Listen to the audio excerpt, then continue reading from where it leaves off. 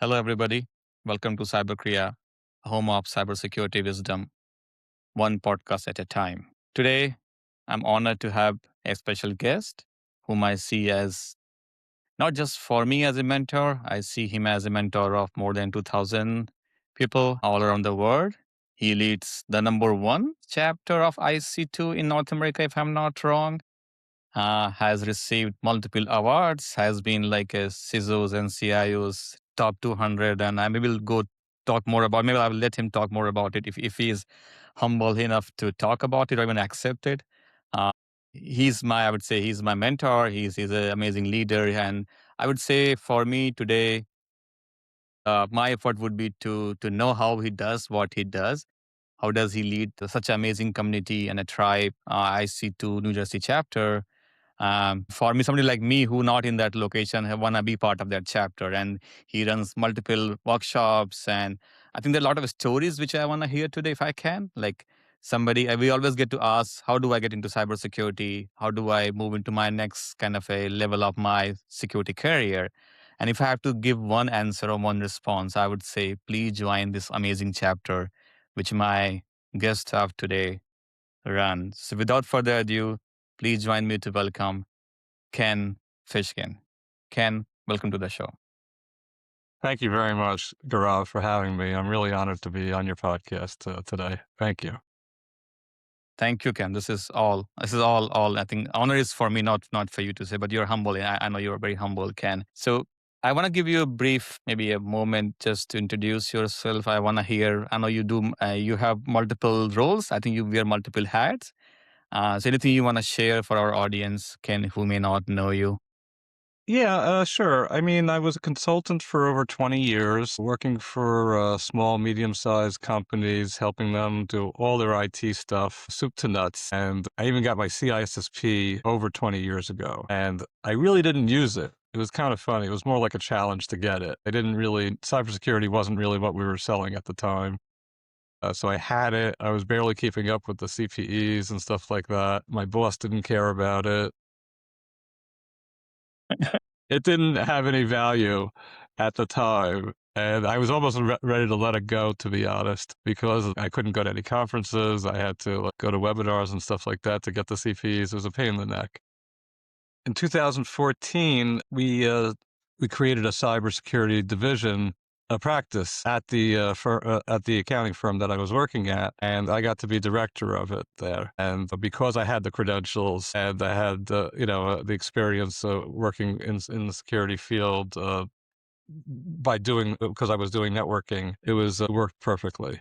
So that was a lot of fun. So I did that for several years. And now for the past 6 years, I'm working as the head of security for a national law firm. And I built the program from scratch. So that's been a lot of fun. And I started that job during COVID, and right when COVID, I don't know, like October, around that time, I was offered the chance to be president of the ISC2 New Jersey chapter. And it was crazy because I never really did much for that chapter. I went to a couple of meetings, I helped out, I presented one time.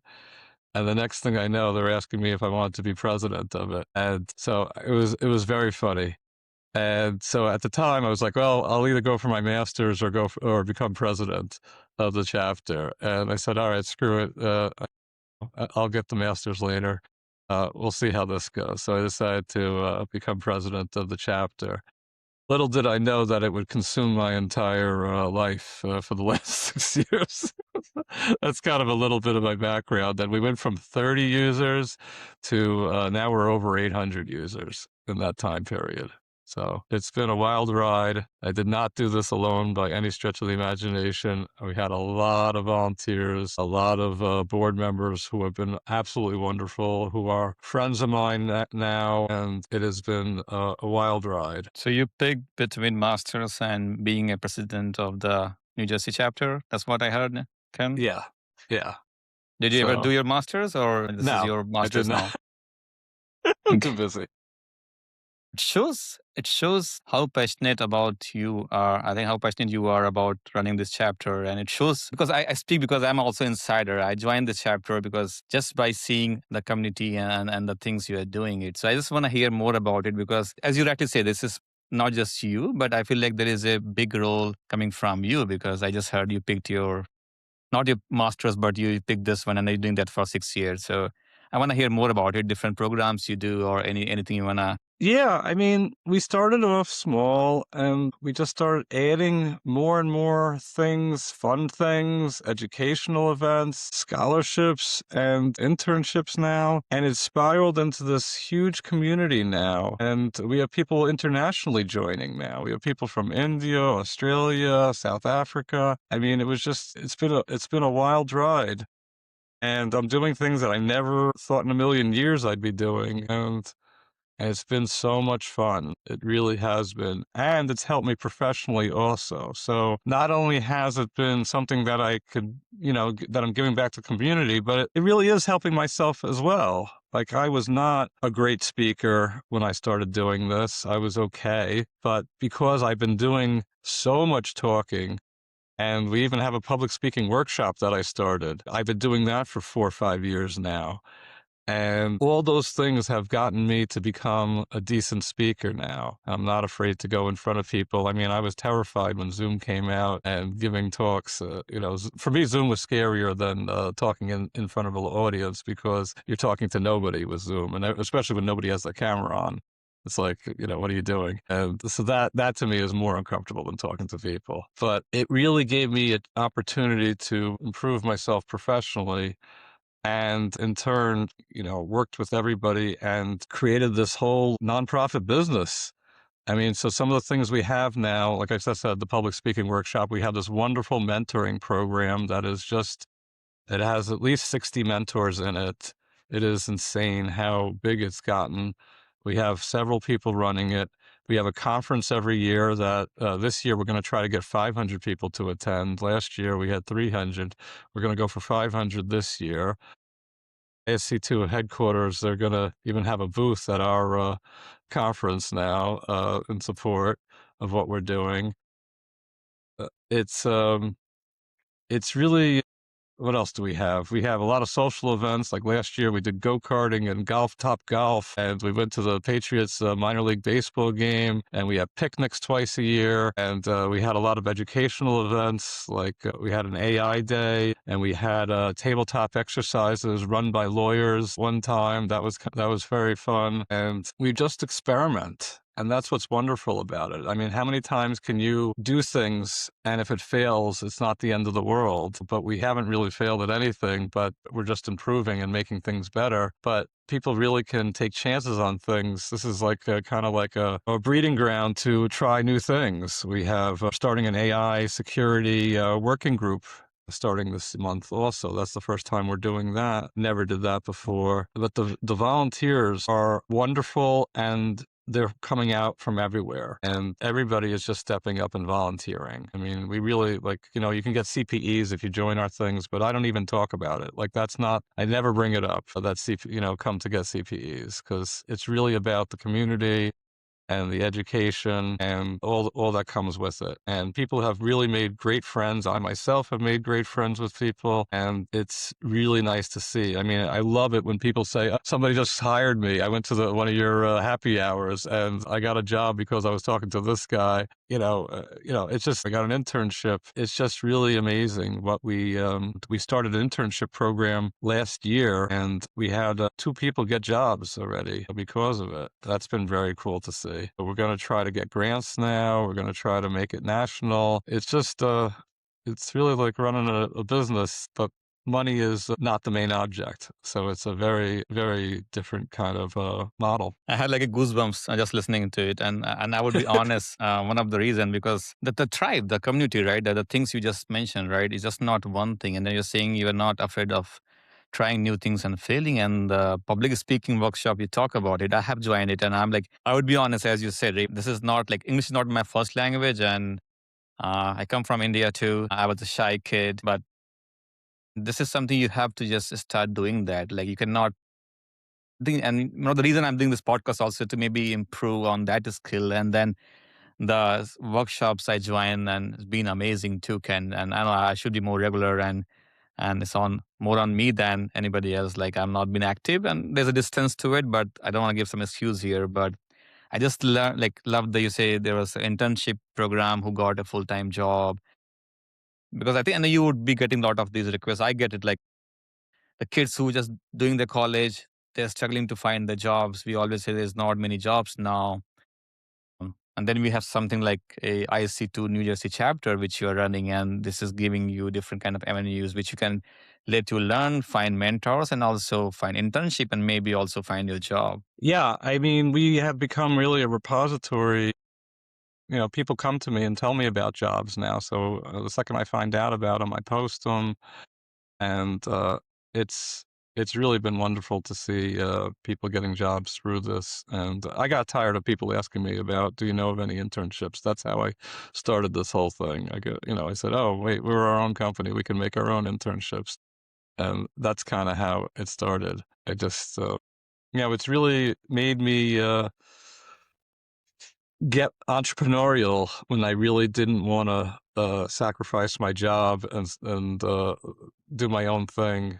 I was very scared to do that kind of thing, and so now I have more confidence about starting my own business if I ever wanted to.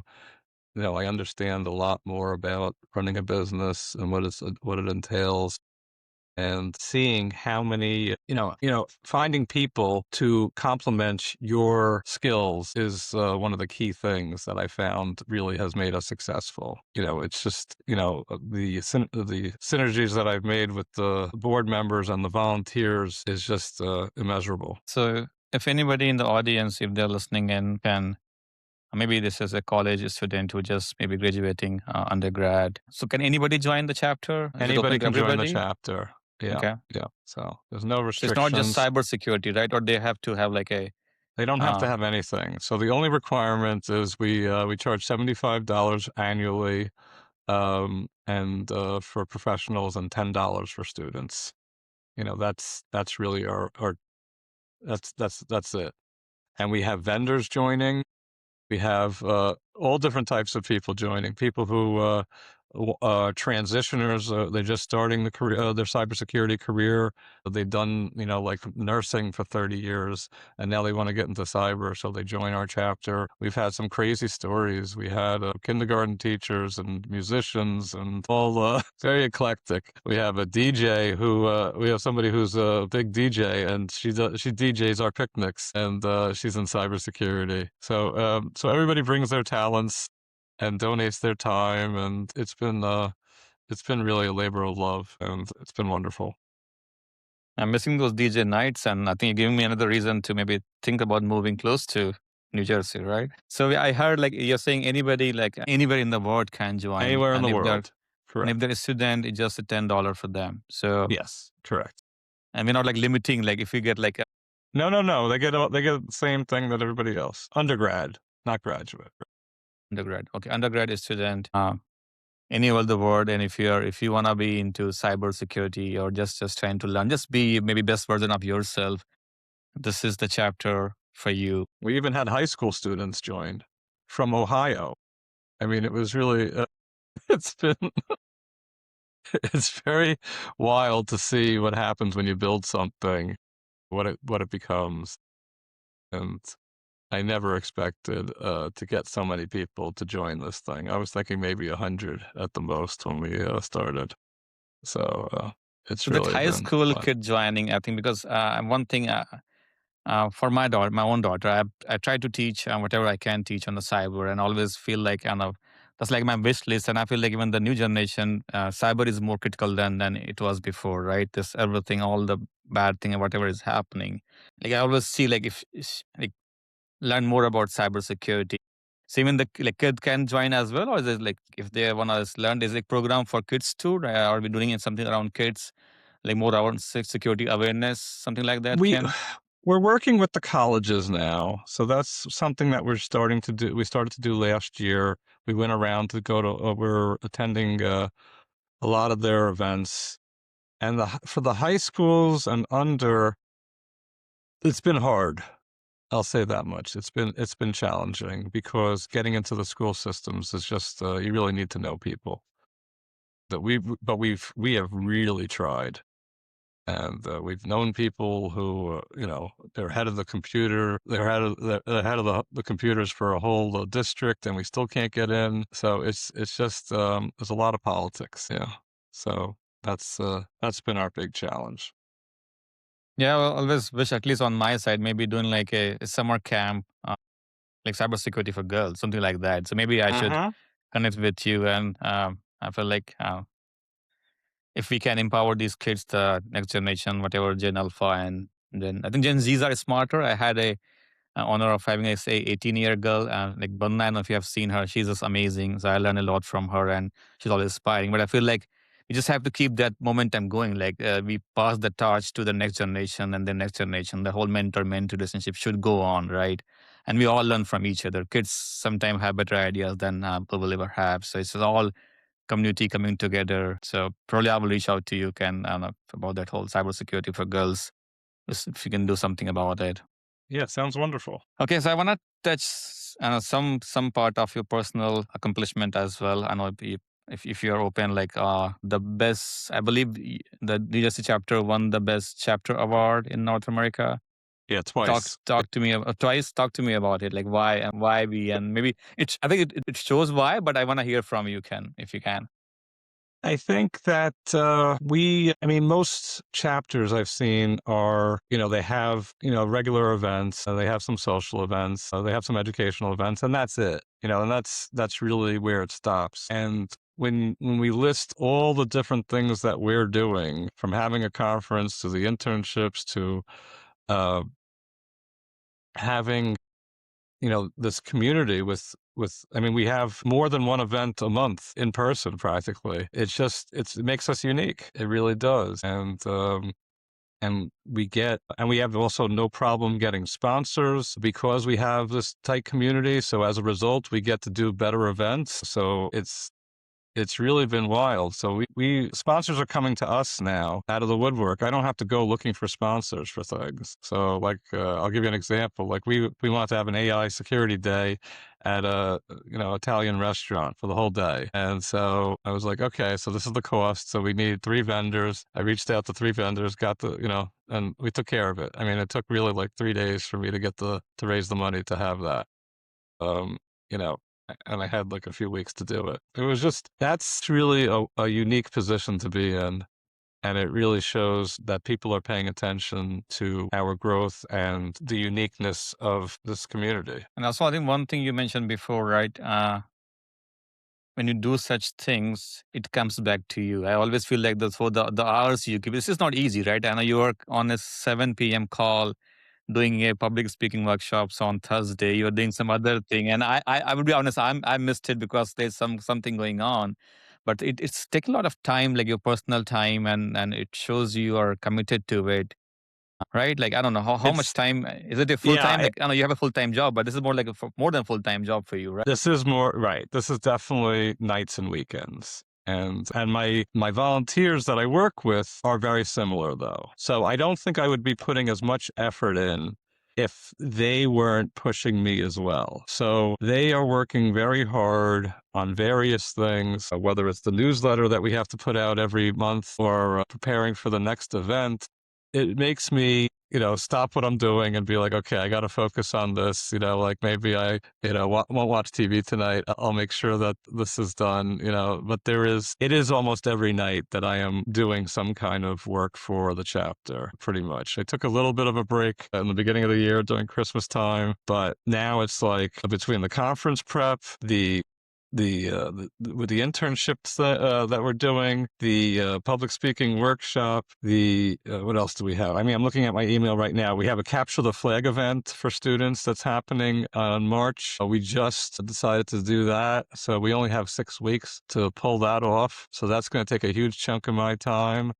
We have to get at least 100 students from various colleges to come to that, and high school students as well. Yeah, we had somebody come all the way from Pennsylvania to come to that event. That was, like that was just amazing. He was a high school student, saw it, and he drove like 2 hours to come to that event. Yeah, the Capture the Flag event is a big thing for us now. It just keeps going and it doesn't end. But their energy feeds my energy, and that's really how it works. And it's wild. I never thought, my family thinks I'm crazy. My wife even she chips in. She's if you look in the background here, you can see all the arts and crafts stuff. She made this little medal for the Capture the Flag event.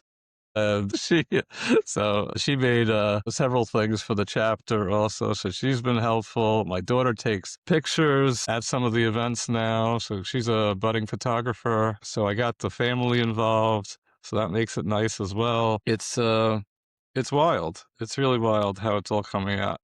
I never thought I'd have so many new friends at my age. Like most people, the friends that they had in college or in the beginning of their career, are the friends that they have. And I never expected to have so many new friends. I mean, it's really nice. And so it's been a wonderful experience.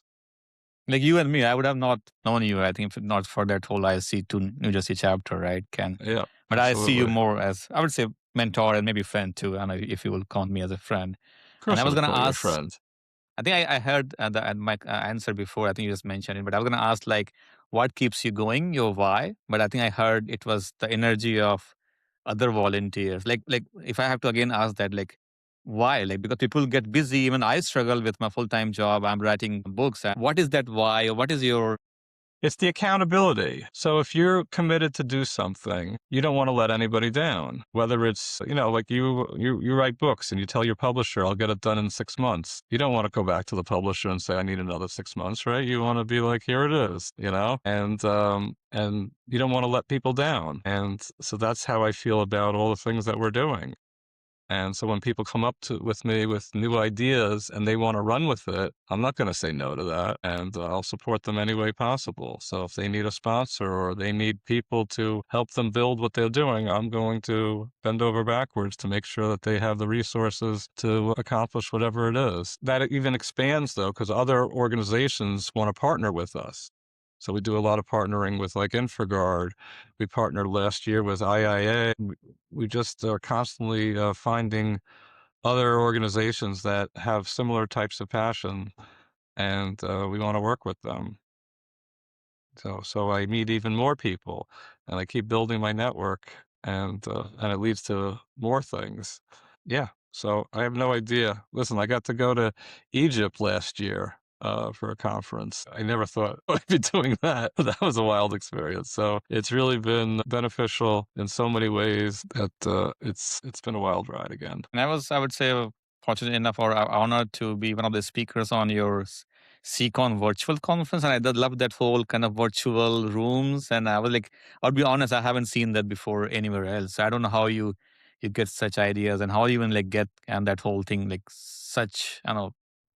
Yeah, we had volunteers make that and design that whole thing. And but that was over 5 years of redoing it, refining it, making it better, and coming to that. So you got the tail end of what it looked like. So you saw it all professional, but it took several iterations to, okay, this is, we had this problem this year. So, but that's what's great. And we keep finding people to pick up the ball when somebody has to move on, whether they're, the job commitments, family commitments, we always have people leaving. But the point is that you want to make sure that you have more than one person responsible for something. So that way, things keep going. And we've been very fortunate. We have some really great people, dedicated people. Yeah. And we have you, right? It all matters, right? The community and the tribe, and I think backing each other, right? So I think I heard that is the accountability for your tribe, for your community, right? For your volunteers and coming as a team. So thank you, Ken, for what you do. And as I said, I always feel FOMO when I see something. I'm like, I missed it. And again, I'm not very close, but Next week we have our public speaking workshop. Okay, so okay, sure, so no excuses. Okay. I will show up for sure. Yeah. uh, so So I think I still want to like try to get like some kind of a key takeaways for the audience. So at least I would say one key takeaway would be, if you're struggling, if you're trying to find a mentor or just find a path or way, highly recommend you to sign up for the New Jersey chapter. We will share the link and the process and the podcast too. Whether you are a college student, undergrad, or you are a professional like me, or anybody on whatever journey you are in, right? That's something I think it's fair to say, Ken. Yes, absolutely. Um, yeah, you hit the nail on the head. And I still want to maybe have your answers as for the podcast itself. Somebody like me, or not even like me, maybe they are initial maybe 3 5 years of the whatever cybersecurity, maybe they're not into cybersecurity, they're into information technology, maybe I heard nurses and other people too, right? Is this something you wanna like share, like I should be doing today? We always hear AI is gonna take jobs and there are not many jobs now. Like what one thing or maybe two thing or whatever, if you have some kind of a list you can share, I should be doing today to make sure I'm relevant today, I'm also relevant for tomorrow.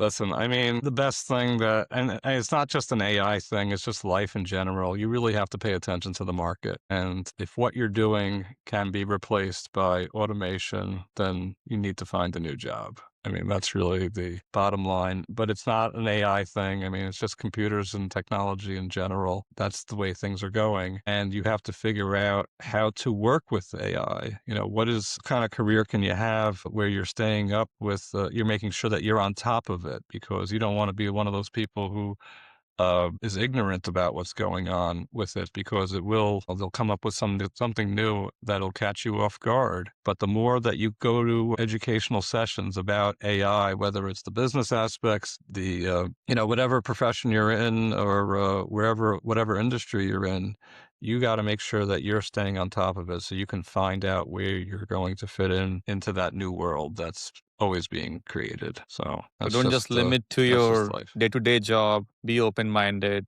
Yeah, yeah, and always learn, always be learning. Whether it's certificates. I'm not saying certificates is the answer by any stretch of the imagination, but whatever works for you to keep yourself motivated. Listening to podcasts like this, or ones that are geared toward AI and your industry.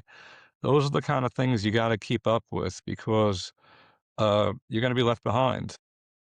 It's just like the internet. If you didn't pay attention to the internet when it first came out, you were really struggling. And if you don't want to be struggling, you just got to stay on top of things. And for me, I listen to, I do get certifications because that forces me to learn certain things. I do listen to podcasts. I do make sure I'm part of working groups and those kind of things, because you need to get it from all different areas and all different ways, because there are going to be things that you didn't even think about. And I don't know, I just find it's very helpful. And the more that you exude that you are showing that you're on top of things, the more that people will come to you and ask for your advice about things, as opposed to you being, not part of the conversation.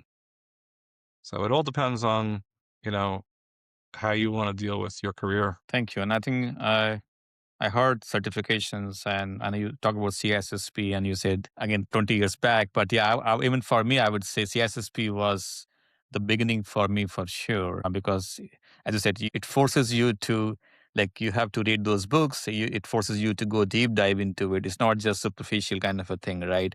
And you fail, right? I think I CSSP, I didn't fail. I think I got lucky or whatever. Maybe I spent good time or I was, but the cloud one, the CCSP, I failed once, but I tried again. So also like add that perseverance, right? Like that. Absolutely, yes, and, yeah, but I still take certifications, like, every year or every other year, like, it doesn't end for me, and, I try to squeeze that in also, and it's but I don't know, I just, I feel like I always have to stay on top of things, because otherwise be irrelevant otherwise.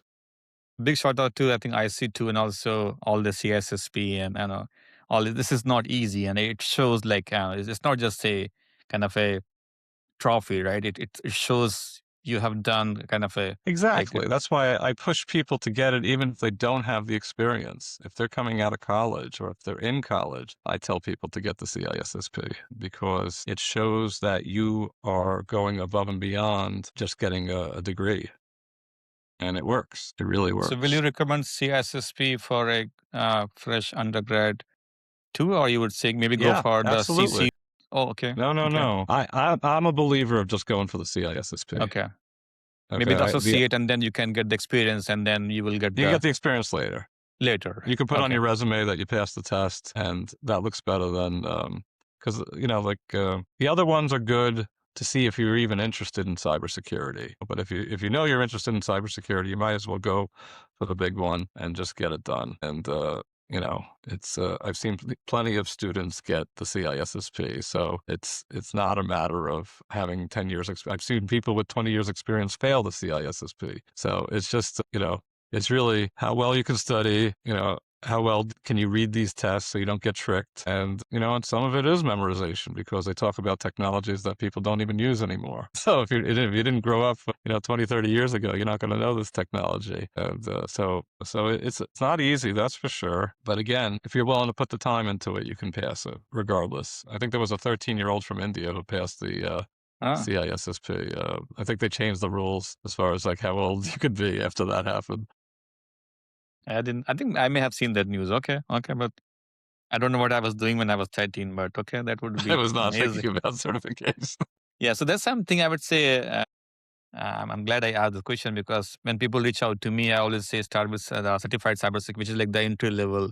But Yeah. I love the way you said like go for the big one, even though if you can't get the actual certification because you don't have the experience, but then you can get the associate and then get the experience later on, right? It's prepare you for the if you know So the cyber is your field, right? also, it'll get you to talk the language. So when you go on the interviews, you'll know all about these different technologies and how they interoperate, and you'll be able to talk the talk. So if that alone helps you get the job, then it's worth going for the CISSP. So this can be another key takeaway for our audience. Like if you're just say that college student or even like a into different field, a nurse or a primary. I heard primary school teacher she moved into cyber, so that can be a starting or gateway to venture into cybersecurity. Apart from joining our lovely chapter. There's a million ways to go. I really see that. And that's what makes it a nice field. There's a hodgepodge of people coming from all different directions. Everybody has it's not like a doctor or a lawyer where boom, boom, boom. Everybody has with cybersecurity. It's like, oh yeah, I fell into it, or it's just everybody has a crazy story how they got into cyber.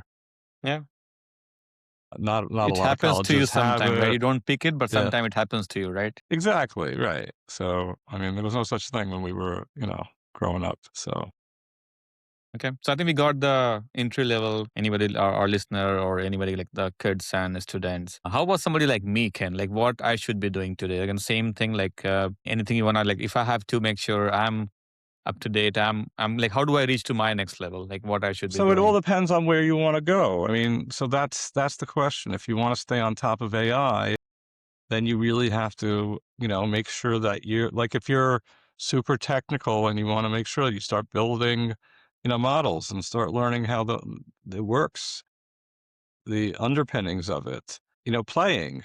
Making those layups, going back to playing is really how you learn because you really can put everything together once you do that. And if you just read and study, it doesn't really all gel together. So you really need to figure out how to make that time. And, if you set yourself up, even if it's 15 minutes out of the day or something like that, but if you do it consistently, then you're building up that habit of doing it every 15 minutes. And you should be able to squeeze in 15 minutes to do something like that and structure it. Come up with a whole plan of what you're trying to accomplish and, figure out how to carve out some time. I mean, it can be done.